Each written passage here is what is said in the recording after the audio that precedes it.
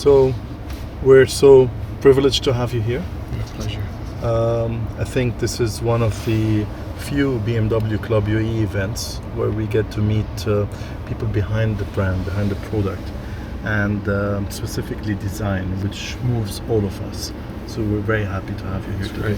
Great to be here, really. I'd like to start with the first question, and this is a collection of questions from everyone, basically. Okay.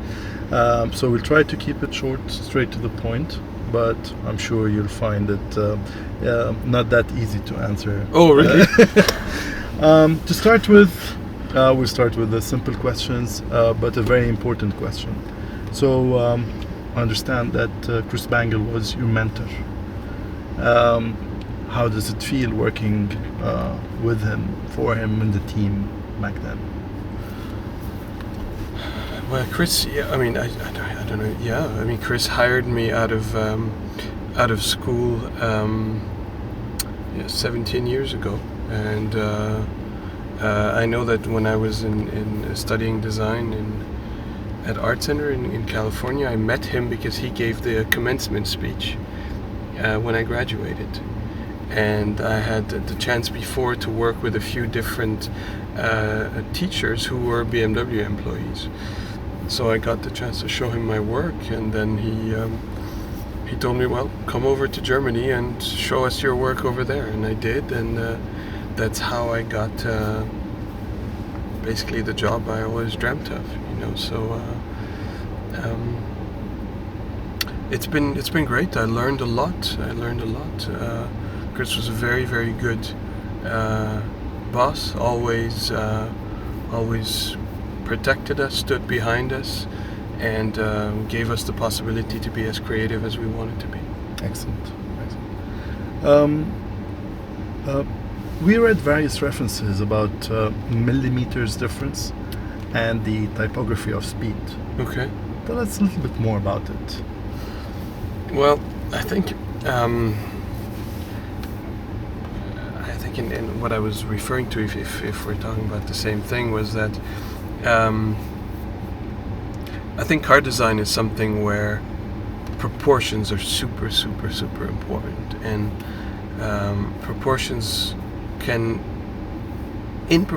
millimeters can sometimes make a difference. It sounds a bit maybe exaggerated on a car that's about 5 meters long, but sometimes a little bit makes a big difference. And when I started studying design in one of my first semesters, I had a typography class. And at first I didn't quite understand why I had to learn typography to do car design or product design. But in the course of that course, I realized that there is no better teacher than typography for proportions, because in typography you have, you know, the thick and the thin and the serifs and how long they are, and all that is so important to make sure that the letter looks correct. So that is I think it's a good school for design in general. Thank you. The natural question, which is your favorite car? Well, my favorite car that I drove recently, that I had the chance of driving for a little bit, was the M3. I loved it. I loved that car, really. And historically, just because, as you know, we maybe it can change quite a lot, but we did the CSL homage car that we showed earlier this year, and through that process I learned a lot about the original CSL, and that car is fascinating. And right now it's a car that really it's been very inspiring to me. Excellent. Everyone is asking about the design process. So when starting a new project, where do you get the inspiration from? Where does the team get the inspiration from? And how does it work? It works a bit differently for different projects, but maybe one of the most interesting ones is for this car. I think we touched upon it before. This car we started between a bit more than 4 years ago, and the way we started it is by sending a team of designers, exterior, interior, color and trim designers, throughout the world and to try and experiment and understand different parts of the world, different markets. We send them to West Coast in California. They were obviously as well in Germany. We send them to Abu Dhabi and to Shanghai. And because those are regions of the world where we think they will have an influence on how we see a car. The 7 Series is a very important market for the 7 Series, so we wanted to make sure that we understood what's there to be understood. But we went there as BMW designers. We didn't ask somebody else to bring us the information, so it's really the BMW eyes on those regions that were very inspiring to us. One of the questions we've got from the fans, basically aftermarket modifications always go for lower chassis and a shorter overhang.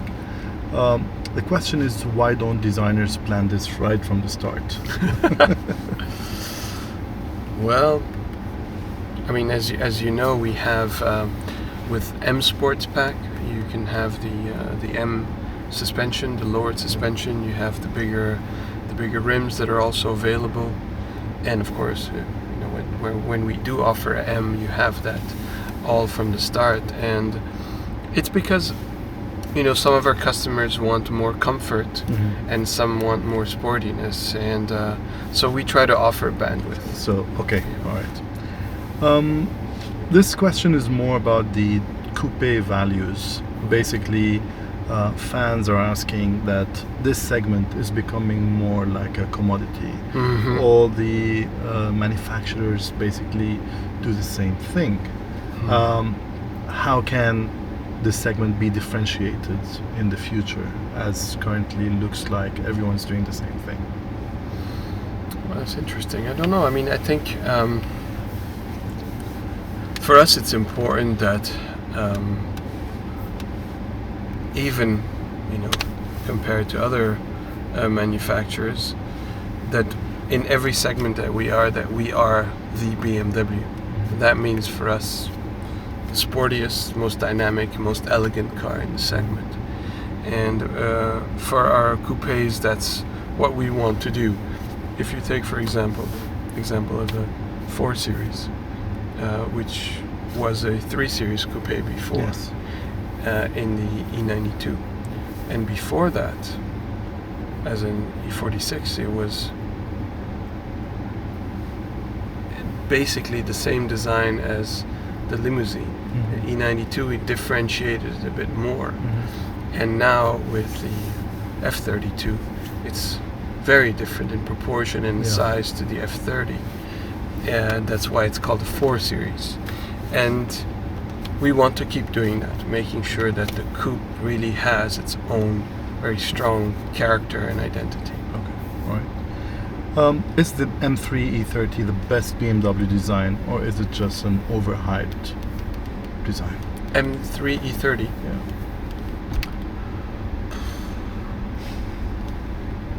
Is it the best BMW design? I think it's very hard to say. It's one of the best for sure. Okay. It's one of my personal favorites. Okay. It's so true, so authentic, so functional on one hand, yet so pure and so honestly so great looking. It's I agree. it's an awesome BMW, definitely. I think many of the viewers will agree with you. I hope so. Yeah. So we saw the 7 Series today. It's overstatement, it's elegance, it's majestic. Is the project complete? How can you enhance such a complete project?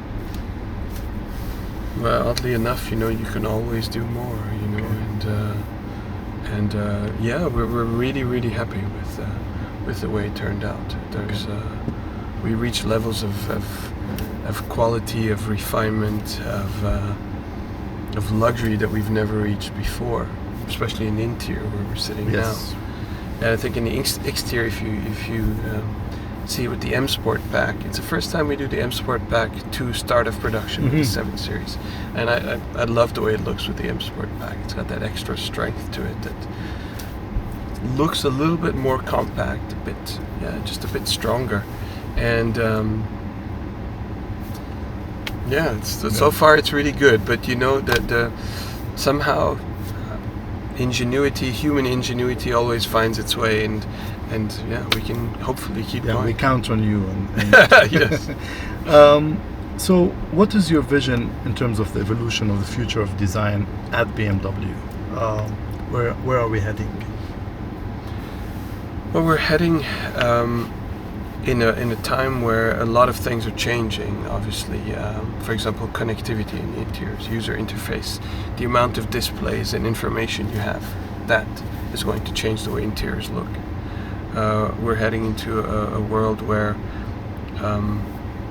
electric cars will be more and more common. They will have more and more room in each manufacturer's portfolio, I'm pretty sure. And also autonomous driving is going to become semi-autonomous. Autonomous driving will be as well quite important in the future. And materials, I can keep going for hours. Yes. Materials, lightweight, carbon fiber, all of that will change a lot of things. But one thing is sure, is for BMW, good design will always be authentic. It means it will always be a BMW. And that's exactly it. And that's what I think all our viewers want to hear. Yes. We heard of the project of a sports car, a joint venture between Toyota and BMW. Yes. What's the status on that? I can't quite comment on that, except that we did say officially that we are doing that, and that's all right. Okay. And there has been rumors of BMW supercars. Will we see this dream a reality? I have the same dream as most people in the UAE BMW fan club. That dream I have, and I'm going to stick to that dream as long as I can. Excellent. We'd love to hear that. I think the last question is, what's your favorite non-BMW car? A Mini. A Mini. Very diplomatic. Karim, thank you for being here with us. On behalf of the BMW Club UAE, again, I would like to thank you for this opportunity. Our fans are eagerly waiting to hear this interview and the answers that you gave. And again, we feel privileged to be here with you. Thank you. My pleasure. Appreciate it. Thank you.